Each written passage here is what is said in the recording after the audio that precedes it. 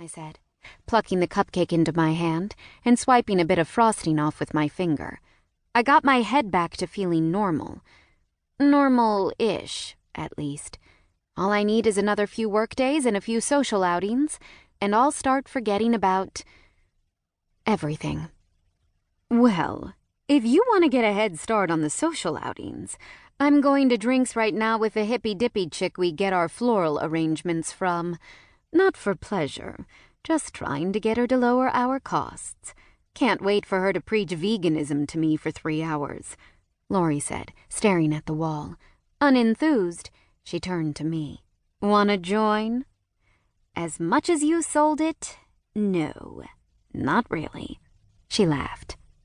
Fine. Works better for me because I actually need you to drop this envelope off at the atrium on the east side. I stared at the manila envelope she handed me. Are you kidding me? I'm not. I know it's Mason Leo's holiday party, but it's 6 in the evening. The party doesn't start till 8, and his staff is probably just leaving the office to get ready for tonight. So I promise he's not there. In fact, I personally called and made sure of it. So I swear on my husband's life that, okay, that's not necessary. I took the envelope from her hands. I'll go. Atta girl. Assuming catering's done setting up, you can swipe some shrimp cocktail while you're at it, Laurie said. Walking backwards, I took a giant bite out of the cupcake and jabbed my finger at the remaining half. Got everything I need here, I said, my mouth purposely full. And before she could respond, I stepped into the elevator because the last thing I needed was for her to ask about the crack in my voice. I was trying to be funny, but my joke backfired on myself because saying those words aloud actually felt like unintentional self-torture. I didn't have everything I needed.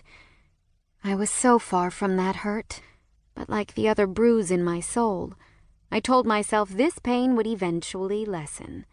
For the sake of moving on, it was all I could hope for.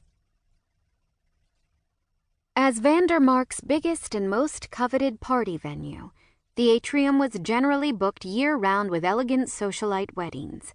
But come December, it became Manhattan's most popular destination for the kind of extravagant corporate holiday parties that had everyone gossiping for months, about things like who had too much fun with the top-shelf open bar or who nearly had sex in front of all their colleagues in the middle of the dance floor.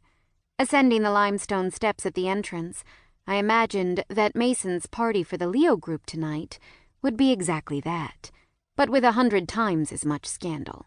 I knew Mason had heard at least a little over me, and considering how many women had hurt him in the past, somewhere around 0, I had little doubt he'd use our clash on the tarmac as an excuse to indulge in vices and make himself feel better. And for Mason, feeling better at a lavish holiday party probably involved sleeping with all the prettiest girls in attendance and breaking his record for number of women in one night. Masochist, I scolded myself, managing a smile at the man who opened the door into the atrium. I just couldn't stop. In the past week, I had done all right trying to think about other things, but now, in the same building that Mason would be in 2 hours, I couldn't stop picturing him. I saw him entering in the same suit he wore to work, something sleek, fitted, and dark gray with a black tie. I saw him walking in joined by Noah, both of them striding first to the bar, then with a drink cradled in those long fingers. Mason would lean back, fully relaxed as his blue eyes scanned the crowd for long legs and short skirts. From there, my mind fast-forwarded to the image of buttons flying as the lucky girl he picked yanked his shirt open and squealed at the sight of that ripped torso. Another flash, and I saw Mason stretched out asleep on the bed I'd gotten my best nights of slumber on. Ugh, I missed him. I'd faced enough deceit lately, so I really didn't need to lie to myself. I missed Mason in a way that I had never missed Aaron, and on my birthday, the heartache was only that much worse. Miss Sims? Blinking, I looked up at a suited gentleman at the host stand, grateful for his sudden greeting because I sorely needed the distraction. Yes, hi. I'm here to drop off some paperwork from Lori Kirk at Vandermark.